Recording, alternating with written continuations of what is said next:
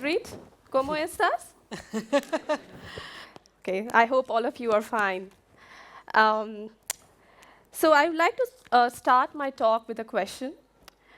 How many of you like to stick with safe options? Please raise your hand what you feel like. You like to stick with safe options? Okay, there are some hands. Good. And how many of you like to take risks in life? Okay, more hands. That's good. Okay.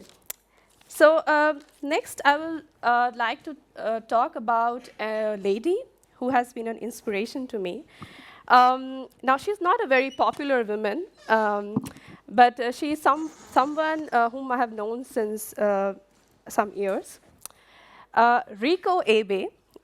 She is a civil engineer from Japan. After graduating from civil engineering, it was hard for her to find a job. The reason was very interesting. According to a superstition in Japan, if a woman enters a tunnel, then she is going to angry the goddess of nature, and because of that, the workers will run into trouble and have accident. So that's why it was impossible for her to get any job. So what did she do then? She has to work. She has studied civil engineering. She came to India to look for a job, and fortunately, she found one. And since 7 years, she is working to improve transportation, especially metro transportation in New Delhi. So basically, now she is the leader of Oriental Consultants, and which works for the metro transport, and she's providing safe transportation to the women of a city which is ignominiously the nation's rape capital, New Delhi. So this is one of the stories that has inspired me. Coming back to my own story of life.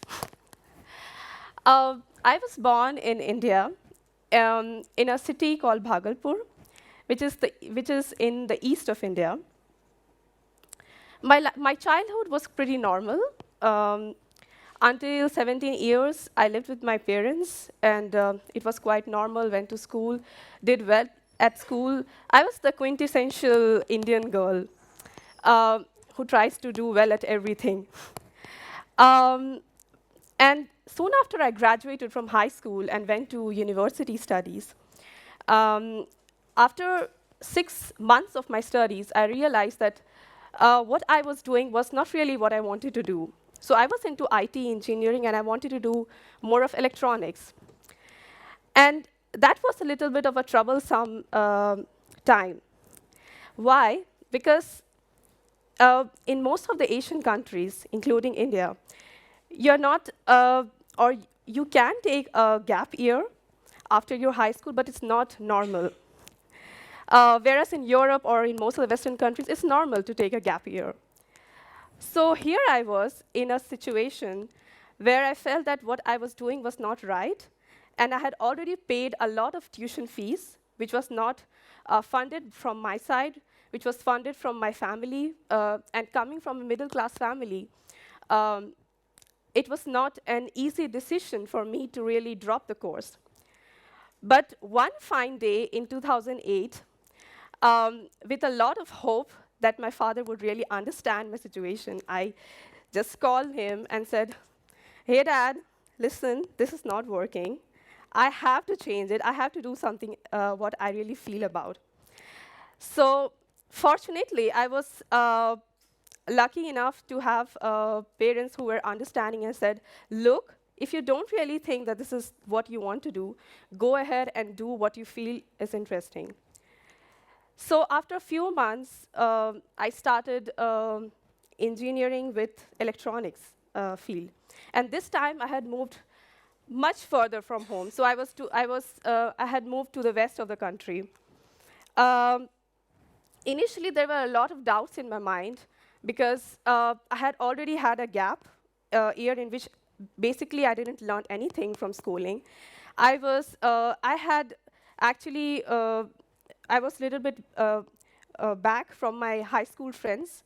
So, you have this kind of feeling that they are doing pretty well in what they are doing, and what will the society think about me, and is it going to really work? I'm trying to go and do something which is not considered really normal in society. So that was, uh, I had really a gray kind of a feeling that time. So, but then I also thought that what is a life when I have not really tried and do something which I feel like, okay, I could be better in this. And trust me, this optimistic feeling helped me to go on with my studies. And 4 years down the lane, I came up with the topper in my university, had 2 scholarships, and did a lot of work to also help with the community development. So that was one experience in life which really taught me that if you feel optimistic about something and you feel that you belong to something, you should go for it. Um, Next, after spending time in different parts of the country, so when I was doing my bachelor's also, I was trying to do internships in different parts of the country, trying to gain experience about different types and aspects of the society itself. Uh, and although I had landed up with a job, I had planned to do something different. I thought, why not take a different path and try to go abroad and experience a new culture and study integrated circuits, with which I fell in love with back then. So again, I called up my dad and said, "Hey, Dad, I think I don't want to take up this job. I want to go abroad and study. What do you think about it?" And this time, unfortunately, the reply was no. The reason was that I had practically no family abroad. And when I say abroad, I don't really mean only in the country. That means Sweden, where I wanted to study, anywhere in abroad. So they were just worried that how am I going to sustain myself there? We don't know anything practically about the new culture. But then I said that I have this feeling that it's really possible. If I try, let me just give a try. I know it's going to be expensive, but I have some scholarships, and I think I can work it out. And finally, after a lot of yes and no's, they said yes. So in 2013, I came to Sweden to pursue my master's in integrated circuit design. And once I started, it was like, wow, so much of different, so much of clashes in culture. It was like if something works in this way, here everything works in a completely different order there. And then you have trying to adapt with the culture, with the food, with the climate. I'm from the tropics. I can't take the gray skies, and that too everlasting. Like it goes and goes and goes on. I mean, there are so many days of just dark sky. There were points in my life I felt that it's not at all working. I feel that I should go back home, and my parents also said that you should, if you feel like it's not working or you feel like you don't want to continue, you can come back. And it actually happens with many students who are abroad and who have to experience another culture.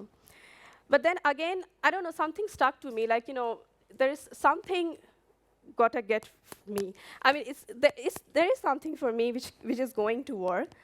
And slowly, yet steadily, I was improving. Better, not only from the academic perspective, it was okay, but the main was just the culture shock, trying to adapt to that. Um, Slowly, I made friends, but at the same time, there were many failures, and then finally, some point or some clue of success was there. There was also points where I felt that I was. There were points in life when I had no home. I was like homeless, but at the same time, I met people who is now a very good friend of mine, whom I consider my sister in Sweden, who offered me home without thinking twice, for free. So it was such incidents in life that really brought hope to me that there is something good and positive that's going to work if you try. Uh, so my message to everyone, or the whole idea of my talk, is that everyone and each one of has our own share of success and failures. But failure, one failure, two failure, or series of failures shouldn't stop us from trying. Um, and we don't necessarily have to be perfect at what we are doing. We do not need to mirror others. We just have to be doing what we feel like is good for us. Thank you.